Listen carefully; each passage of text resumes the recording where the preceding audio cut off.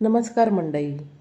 गुढीपाडव्याला श्रीखंड तरी झालंच पाहिजे आणि ते श्रीखंड घरात डेअरीसारखे दही लावण्यापासून ते घरच्या घरी केलं ना तर काय एक नंबरच. चक्का पाहून कळालंच असेल किती घट्टसर असा हा चक्का झालेला आहे. आणि महत्त्वाचं म्हणजे आता हा चक्का पातळ होऊ नये म्हणून आज आपण या ठिकाणी एक ट्रिक वापरणार आहोत.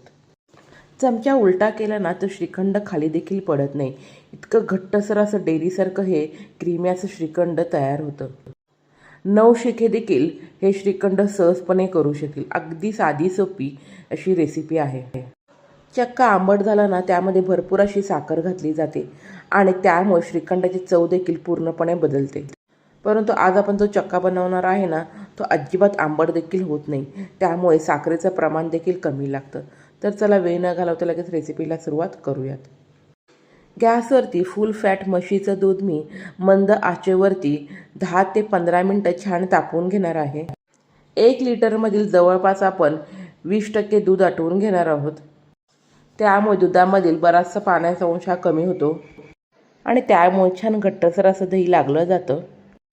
ज्या भांड्यामध्ये दही लावणार आहोत ना त्या भांड्याला सर्व बाजूने अशा प्रकारे घट्टसर असं दही लावून घ्यावं. जे आपण विरजण म्हणून दही वापरत आहोत ना ते देखील जास्त पातळ असू नये. दूध तापवून बोटाला सोसलेपत दूध थंड झालं ना आपण दही लावलेल्या भांड्यामध्ये हा ओतून घेऊयात. भांड्यामध्ये दूध ओतताना फारसं जास्त गरम नसावं. सुरुवातीला मी भांड्याला 1 चमचा दही सर्व बाजूने लावून घेतलेलं होतं आणि उरलेलं 1 चमच्यामध्ये थोडंसं दूध घालून ते उरलेलं दही देखील आता आपण दुधामध्ये ओतून घेऊयात.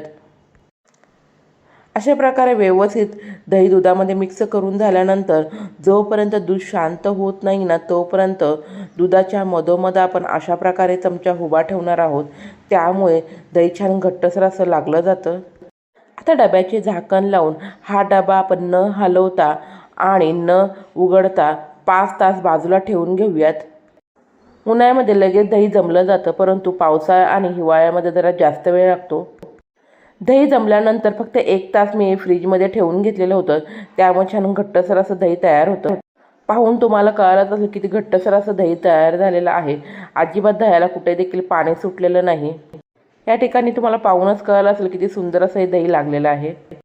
चला तर आपण आता दह्यापासून या चक्का बनवून घेऊयात. तर चक्का बनवण्यासाठी खाली एक भांडं ठेवून त्यामध्ये अशा प्रकारे एक चाळण ठेवावी आणि त्यावरती अशा प्रकारचा एक सुती पांढरा शुभ्र असा कॉटनचा कपडा ठेवून घ्यावा. चक्का करण्यासाठी छान पांढरं शुभ्र असं कापड वापरावं. कलरफुल कापड वापरलं ना तर त्या कापडाचा कलर चक्क्याला लागू शकतो. आता या ठिकाणी मी संपूर्ण 1 लिटर दुधाचं जे दही लावलेलं आहे ना ते संपूर्णपणे कपड्यामध्ये घालून घेतलेलं आहे. आता शक्य तितकं आपण दह्यामधील पाणी हाताने अशा प्रकारे दाबून काढून घेऊयात. असं हाताने पाणी काढून घेतल्यामुळे चक्का होण्यासाठी जास्त वेळ अजिबात लागत नाही आणि चक्का जास्त आंबट देखील होणार नाही.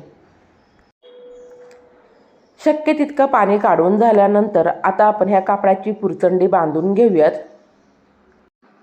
पुरचंडी बांधताना छान घट्टसर अशी बांधून घ्यावी. अजिबात सैलसर अशी बांधू नये.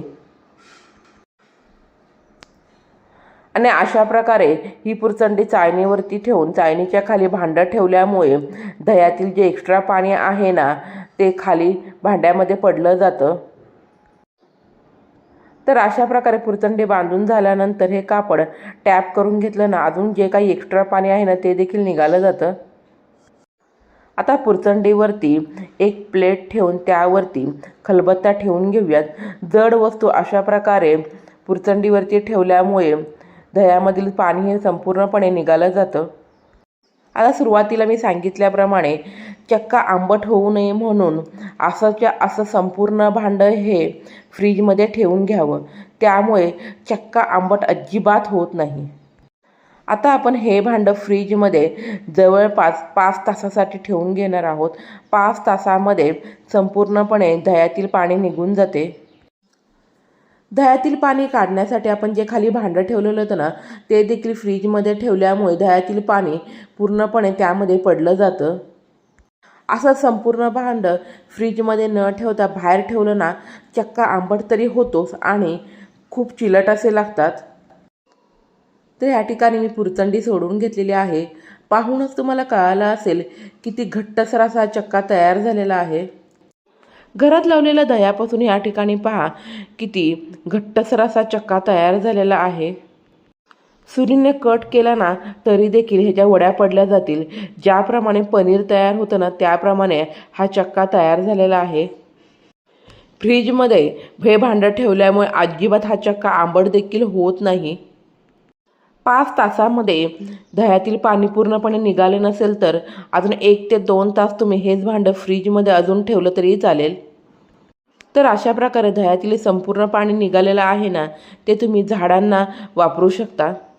आता डेअरीसारखे छान क्रीमी असं श्रीखंड करण्यासाठी आपण जो तयार केलेला चक्का आहे ना तो अशा प्रकारे चाळणीने पूर्णपणे चाळून घेऊया. त्यामुळे काय होतं ना, चक्क्यामध्ये जे दाणेदार कण असतात ना त्या अजिबात राहत नाही आणि चक्का छान क्रीमी असा तयार होतो. अशा प्रकारची चाळण नसेल ना तर पुरणाच्या चाळणीमध्ये हा चक्का गाळून घेतला तरीही चालेल. क्रीमी असा चक्का झाल्यामुळे काय होतं, श्रीखंड खाताना छान क्रीमी असे लागते. अजिबात खाताना दाणेदार असे लागत नाही. डेअरीमध्ये देखील चक्का तयार झाल्यानंतर अशा प्रकारे तो गाळून घेतला जातो. त्यामुळे त्यांचं देखील श्रीखंड छान क्रीमी असं होतं. तर ह्या ठिकाणी मी 3 बॅचमध्ये संपूर्ण केलेला चक्का अशा प्रकारे चाळणीमध्ये गाळून घेतलेला आहे. चाळणीला जो चक्का लागलेला आहे ना तो संपूर्ण काढून घेऊयात. तर या ठिकाणी पहा किती छान क्रीमी असा चक्का तयार झालेला आहे. अजिबात तो दाणेदार राहिलेला नाही. आता लगेच श्रीखंड करायचं नसेल ना तर हा चक्का तुम्ही एअर कंटेनर डब्यामध्ये भरून 8 ते 10 दिवस फ्रीजमध्ये स्टोअर करून ठेवू शकता. अजिबात आंबट देखील होत नाही आणि चक्क्याला पाणी देखील सुटत नाही. आता हा तयार झालेला चक्का आपण एका वाटीच्या साहाय्याने किती झाला ना तो मोजून घेऊयात. आता या ठिकाणी 1 वाटी चक्का झालेला आहे. चक्का मोजून घेतल्यामुळे आपण श्रीखंडामध्ये साखर किती घालायची ना त्याचं प्रमाण कळतं. 1 वाटी चक्क्यासाठी 1 वाटी पिठी साखर घालावी. हे अचूक असं श्रीखंडाचं प्रमाण आहे. कोमट केलेल्या दुधामध्ये 10 ते 12 केशर काड्या टाकून 10 मिनटं बाजूला ठेवून घेऊन आता हे दूध मी चक्क्यामध्ये घालून घेतलेलं आहे. त्यामुळे श्रीखंडाला खूप छान कलर येतो. ज्या वाटीने चक्का मोजून घेतला त्या वाटीने 1 वाटी पिठी साखर घालावी. त्यानंतर थोडीशी वेलची पूड आणि अगदी किंचित असं जायफळ. जायफळामुळे श्रीखंडाला टेस्ट तरी खूप सुंदर येते, परंतु जास्त झालं ना तर श्रीखंडाची टेस्ट देखील पूर्णपणे बदलते. रेग्युलर साखरच मी मिक्सरला फिरवून घेऊन त्याची पिठी साखर करून घेतलेली आहे. या ठिकाणी आयसिंग शुगर वगैरे वापरण्याची अजिबात आवश्यकता नाही. आता सर्व जिन्नस आपण व्यवस्थित एकत्रित करून घेऊयात. केशर घातल्यामुळे कलर पहा किती सुंदर असा आलेला आहे. जो आपण चक्का तयार केला ना त्यापासून तुम्ही तुमच्या आवडत्या फ्लेवरचे कोणतेही श्रीखंड ह्यापासून तयार करू शकता. तर ह्या ठिकाणी मी आज तुम्हाला केशर पिस्ता श्रीखंड करून दाखवते. सर्व जिन्नस व्यवस्थित मिक्स झाल्यानंतर जवळपास 4 ते 5 मिनटं आपण अशा प्रकारे मिक्सरच्या साहाय्याने छानपैकी फेटून घेणार आहे. तुमच्याकडे इलेक्ट्रिक ब्लेंडर असेल ना त्याने देखील तुम्ही 1 मिनिटभर हे मिश्रण फेटून घेतलं तरीही चालेल. त्यामुळे देखील छान क्रीमी असं श्रीखंड लगेच तयार होतं. छान फेटून झाल्यानंतर त्यामध्ये थोडे पिस्त्याचे काप घालून पुन्हा एकदा व्यवस्थित एकत्रित करून घेऊयात. तर ह्या ठिकाणी पहा चमच्यावरती थोडं श्रीखंड घेऊन ते मी उलटं केलं ना तर अजिबात हे श्रीखंड खाली देखील पडत नाही. त्यामुळे तुम्हाला कळालंच असेल किती घट्टसर असं डेअरीसारखं या ठिकाणी श्रीखंड तयार झालेलं आहे. जवळपास 1 लिटर दुधापासून साधारणपणे पाव किलो श्रीखंड घरच्या घरी तयार होतं. डेअरीच्या श्रीखंडामध्ये खूप अशी साखर घातली जाते, परंतु ह्या ठिकाणी तुम्ही घरी श्रीखंड तयार केले ना तुमच्या आवडीनुसार तुम्ही साखर कमी जास्त करू शकता. तर तुम्ही देखील ह्या गुढीपाडव्याला अशा प्रकारे श्रीखंड घरच्या घरी तयार करून पहा आणि कसं झालं ते कमेंट बॉक्समध्ये सांगायला विसरू नका. रेसिपी आवडली तर लाईक करा, शेअर करा, चॅनलला सबस्क्राईब करा, बेलची घंटी वाजवायला विसरू नका. धन्यवाद.